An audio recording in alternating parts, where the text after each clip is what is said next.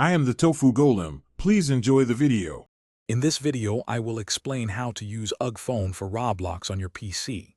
First, navigate to the official Ugphone website using your web browser. Locate the download section and select the appropriate client for your Windows operating system.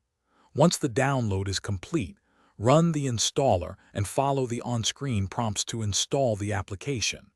After installation, launch the Ugphone client to begin the initial setup process, which usually takes just a few moments. Next, you'll need to log in or create your Ugphone account. Once inside, you'll see a virtual phone interface. Look for the App Store icon, often resembling a shopping bag or play button, and tap on it. In the App Store, search for Roblox and proceed to download and install it onto your virtual device.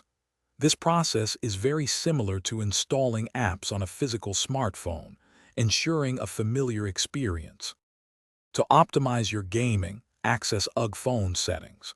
You can often adjust the virtual phone's resolution and frame rate, perhaps aiming for 720p or 1080p for clarity.